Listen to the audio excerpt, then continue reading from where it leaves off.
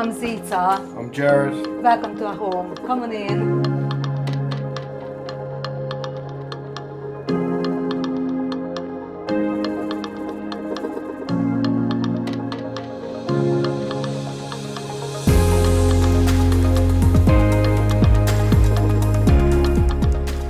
Yes, shared ownership. We do talk about shared ownership a lot between us. Just what we think. Is it a good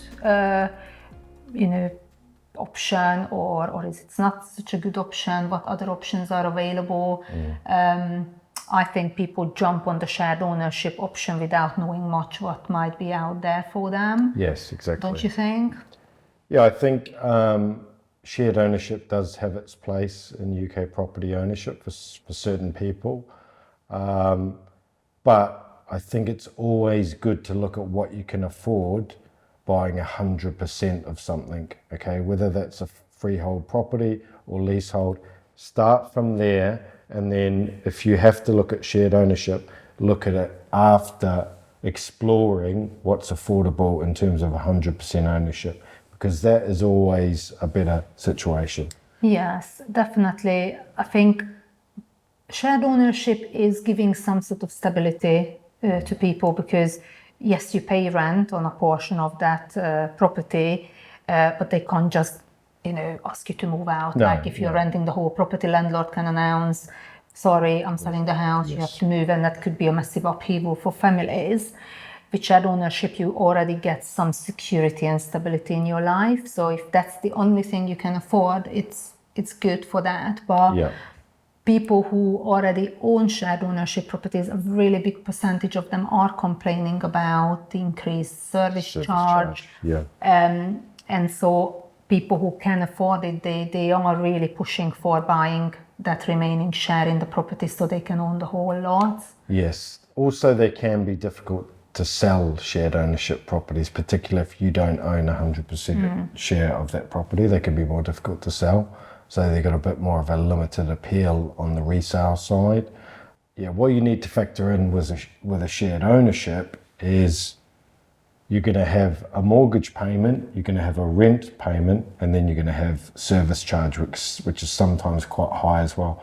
So all of those have to be factored in as commitments. Okay, so your borrowing capacity can be quite a lot lower on a shared ownership basis than on a 100% ownership Definitely. basis. And that's what people forget, because they think, okay, I can only borrow this much, so I can buy 50% or 25% of that house. But actually no, because with shared ownership, the service charge and the rent will be also counted towards credit commitments. And so that will just pull that borrowing power even further down.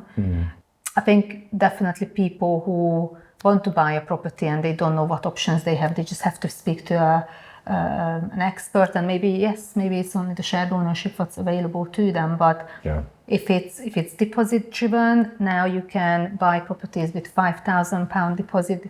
Doesn't matter what the property price. You can buy properties now with 0% deposit, so that opens up options for people. Also, for first-time buyers especially, there's some lenders that really do enhance income multiples. Yes. Okay, so in some circumstances you can borrow up to 6 times of your salary. Okay, which is, most lenders generally average around 4.5 times, but some lenders you can borrow 6 times your income, which could make a real difference, and can be the difference in you not buying a shared ownership and being buying 100% ownership property, which is massive. Definitely. I think compromise as well. So number one, people should talk to an expert, work out their budget, affordability, and look at these special schemes, the 6 times multiples for first-time buyers and small deposit options. And then if that kind of the summary is, or the conclusion is that, well, actually really you can't, where you're looking at the minute, you only can afford a shared ownership, then why would you not consider maybe moving out a little bit more? Why would you not compromise on maybe on the property and buy a 2-bed instead of a 3-bed? Yes. But buy the whole house. I think that's what people, I think it's shared ownership. The tricky thing is they look like new built, shiny, 3-bedroom houses or whatever they are. And people are like, oh, you know, I really want to buy that. But actually, why don't you buy a slightly less attractive, Yeah. slightly smaller, a little bit further out, and then you can spend money on it. Yeah, and you'll have and it's 100% ownership. yours. Yeah, 100% I think that's another reason people can get blinded by that new build shared ownership, don't you think? Absolutely. So yeah, look at options and weigh up different alternatives. Yeah, we're not necessarily saying shared ownership is a bad thing, but, you know, explore other options first before looking at it. That's what I would say. Definitely. And then if that's the only option, okay, that's your only option, but at least you'll be informed. I agree.